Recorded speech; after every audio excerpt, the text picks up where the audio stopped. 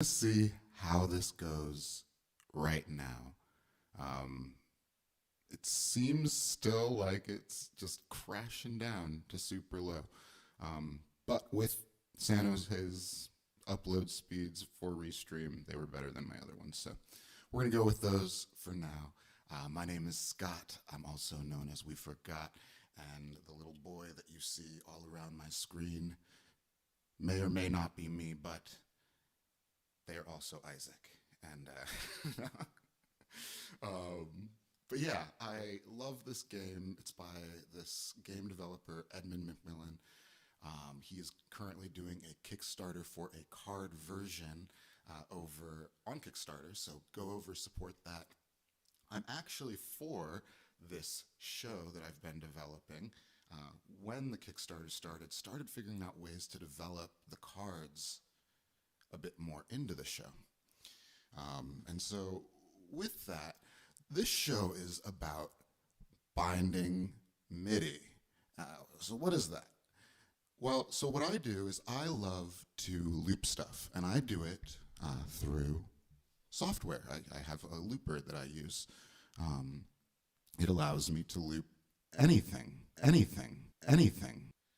and twist it up. Athena.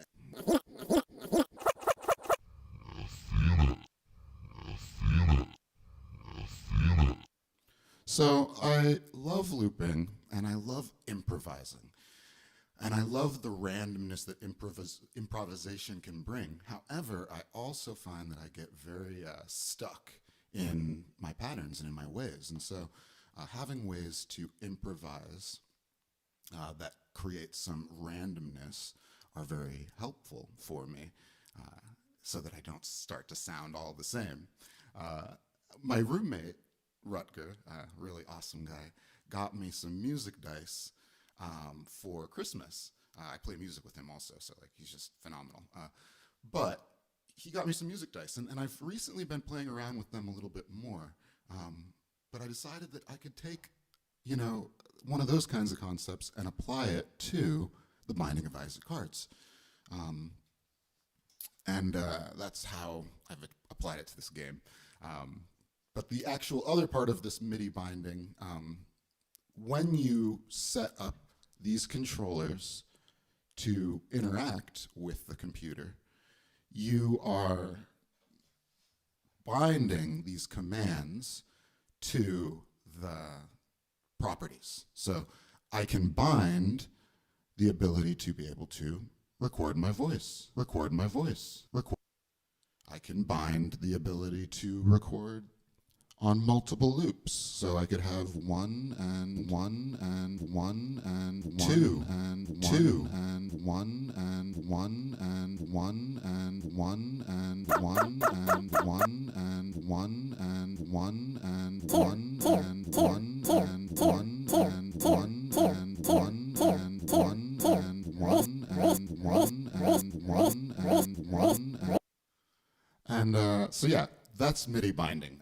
But because yeah, the game is called The Binding of Isaac, I a while ago just had this like, hi, it could be the MIDI binding of Isaac. And since then I've been a little bit obsessed with trying to incorporate these concepts into the music. So basically writing a bunch of music with Isaac for Isaac. So the format basically goes as I take, and I don't know if this will always be the format, but ideally in my mind, I would take, 20, 25 minutes to walk through building your MIDI setup, MIDI binding. So it would be that as the first thing, making it so that the looper and all of the loops, you understand how to route those and connect those to your computer. And then the next stage is where I take sounds to make a preset that I'm going to be jamming all over. And so that is very fun, and that I end up using this song. I'm actually going to switch to my front camera setup now, and I'm going to pop down.